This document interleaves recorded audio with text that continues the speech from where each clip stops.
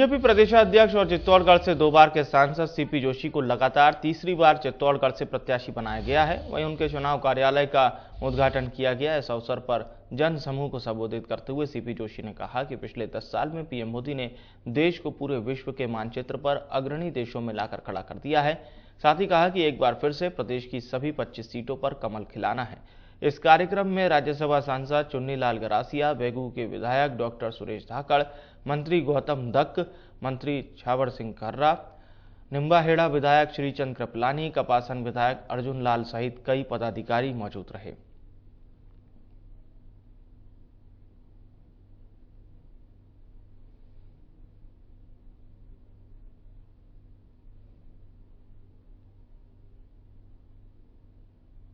कोई कारण था, स्टेट को लैंड देनी थी, नहीं दे पाए। फिर भारत सरकार ने प्रपोजल भेजा, लंबा समय लगा।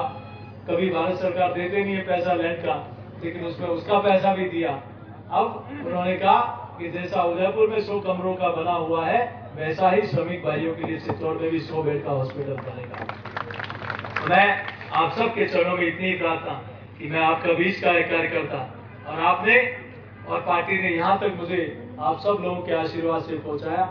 तीसरी बार जैसा नारा लगा रहे थे जिलाध्यक्ष जी, अब की बार फिर एक बार मोदी सरकार। ये सिर्फ पार्टी का नारा नहीं है, अब ये देश। लेकिन मैं आपके सबके चरणों में इतना ही कहूंगा, सीपी जोशी आपके बीच का एक कार्यकर्ता है, आपका भाई है, आपका बेटा है। ठीक कहा कि आदरणीय श्रीचंद जी वैशाल ने, जिनके नेतृत्व में हम लोगों ने काम करना सीखा, और आज इस सफलता का श्रेय कहा, जब परिवार के साथ काम करते हैं तो उसके संस्कारों का लाभ भी मिलता है।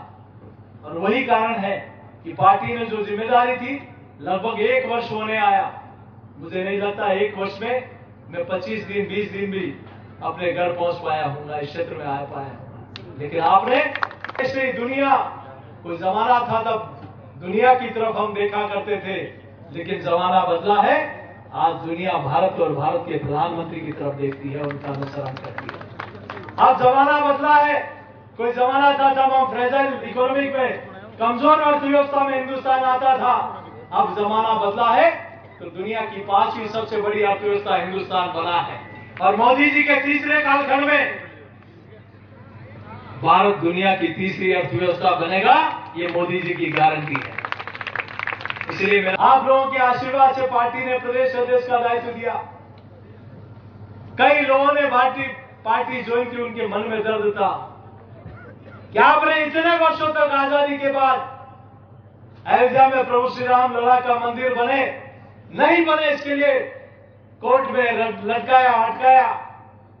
लेकिन अब मोदी जी के नेतृत्व में, मोदी जी की अगुवाई में वो दिव्य और भव्य मंदिर बन गया। उसमें ट्रस्ट ने आपको निमंत्रण दिया, तो उसको निमंत्रण को भी आप ठुकरा दिया। वो ठेस हम बर्दाश्त नहीं कर सकते। हम कैसे उस पार्टी उनके साथ रह सकते हैं जिन लोगों ने धारा 370 हत्या का विरोध किया?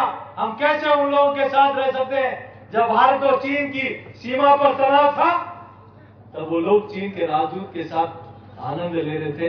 हम कैसे उन लोगों के साथ रह सकते हैं जब उनकी सरकार होते समय, जब पाकिस्तान की सीमा में कोई सैनिक उतर जाता था तो उसके किडनी, आंखें, नाखून नोच के यहाँ हिंदुस्तान क्षत विक्षत शव भेज दिया जाता था? हम उनके साथ हैं जिनके नेतृत्व में 72 घंटे में कैप्टन अभिनंदन हिंदुस्तान सुरक्षित लौट के आ जाता।